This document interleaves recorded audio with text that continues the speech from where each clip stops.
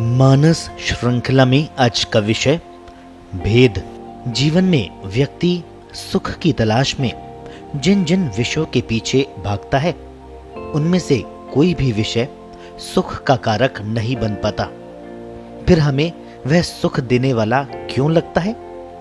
व्यक्ति धन के पीछे दौड़ता है और उसको घर में भी नहीं रखना चाहता। धन का भोग करना आसान बात नहीं है, यह भी एक तपस्या है। सम्यक ज्ञान के बिना धन के प्रति दृष्टि भी सम्यक नहीं हो सकती। अतः धन ही नाश का मुख्य कारण बन जाता है।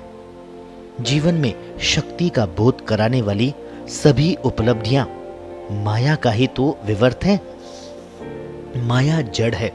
सत, रज, तम रूप में तीनों का प्रभाव भी चेतना को ढकना ही है।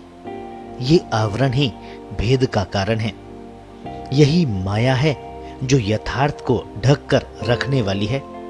इसकी उपस्थिति ही भेद दृष्टि है। भेद की सारी परिभाषाएं इस आवरण पर लागू हो जाती है।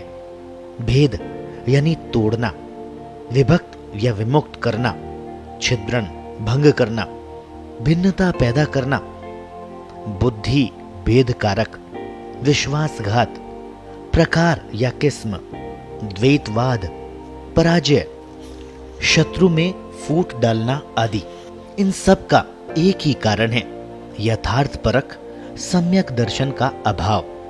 स्वयं से दूर, बाहर जीने वाला, संकल्प विकल्प में अटकने वाला, स्मृति कल्पना से घिरा रहने वाला, विषयों को उनके साथ जुड़कर देखने वाला, आसक्ति, ममकार, अहंकार युक्त व्यक्तित्व भेद दृष्टि का पोषक होता है।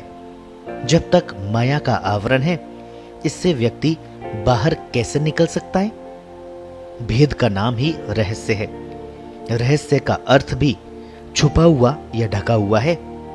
हमारा जीवन निजी, सामाजिक, राष्ट्रीय सारा ही रहस्यपूर्ण है। हम सब मुखौटे लगाकर जीने के आदी हो गए। हम भी नहीं चाहते कोई हमारी सच्चाई को जाने। राष्ट्रों में रहस्य भेदी दल अस्त्र शस्त्र तक तैयार कर रखे हैं। भेदाभेद दृष्टि के लिए एकमात्र आवश्यकता या अनिवार्यता तो यह है कि व्यक्ति स्वयं विषय से अलग रहकर देखने का अभ्यास करे।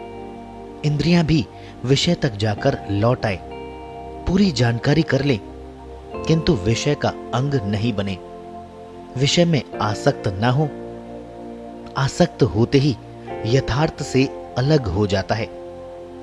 आसक्ति स्वयं आवरण बन जाती है। ये तब होता है जब सम्यक ज्ञान के अभाव में व्यक्ति भेद दृष्टि से निर्णय कर लेता है। ये अच्छा है, ये बुरा है, ये छोटा है, ये बड़ा है। चाहे व्यक्ति हो, कार्य हो, परिस्थिति या स्थान हो, सबके प्रति यही भाव भेद पैदा कर देता है। जबकि भेद होता ही नहीं है। न कोई व्यक्ति अच्छा या बुरा होता है, न कोई कार्य अच्छा या बुरा होता है, तथा स्थिति भी जो होती है वो होती है। जब तक आप किसी व्यक्ति को एक व्यक्ति की तरह देखते हैं, तब वह हर बार नया भी लगता है, चाहे घर का नित्य मिलने वाला सदस्य ही हो। जब आप उसे भेद दृष्टि से देखेंगे, तब वह आपके मन के निर्णय के अनुसार अच्छा या बुरा दिखाई देगा। आपका व्यवहार भी उसी अनुरूप होगा और वह व्यवहार सही नहीं होगा। अच्छा लगने वाला व्यक्ति जब भी आपसे मिलेगा, हर बार अच्छा ही लगेगा। उसकी बुराई कभी नजर नहीं आएगी। बुरा लगने वाला कभी अच्छा नहीं लगेगा। उसके गुण भी दिखाई नहीं देंगे। आपका निर्णय ही आवरण का कार्य करने लगता है। ये निर्णय ही सुख दुख का जन्मदाता बन जाता है। जब प्रिय व्यक्ति आपके पास आता है, आप सुखी महसूस करते हो। उसी को देखकर आपको लगने लगे कि ये कहां से आ गया, मेरा काम रुक जाएगा, तो वही व्यक्ति दुख का कारण बन जाएगा। सच तो यह है कि सुख दुख का कारण बाहर से नहीं आता, हमारा नजरिया ही इसका एकमात्र कारण है। आप घर की छत पर खड़े होकर नीचे शहर को, आने जाने वालों को, गतिविधियों को देखें। आप किसी से परिचित नहीं हैं। लोग आ रहे हैं, जा रहे हैं। कोई अच्छा बुरा नहीं लग रहा, छोटा बड़ा नहीं लग रहा। क्यों? आपके सामने 8 से 10 स्त्री पुरुष खड़े हैं। आप किसी का नाम नहीं जानते, तब भी कोई अच्छा बुरा नहीं लगेगा। नाम नहीं जानने के साथ ही ये प्रक्रिया शुरू हो जाएगी। कुछ नाम ही आपको अच्छे बुरे लगने लग जाएंगे। सबके चेहरों को भी ढक दीजिए। अच्छे बुरे के भेद ही समाप्त हो गए, केवल स्त्री पुरुष रह गए।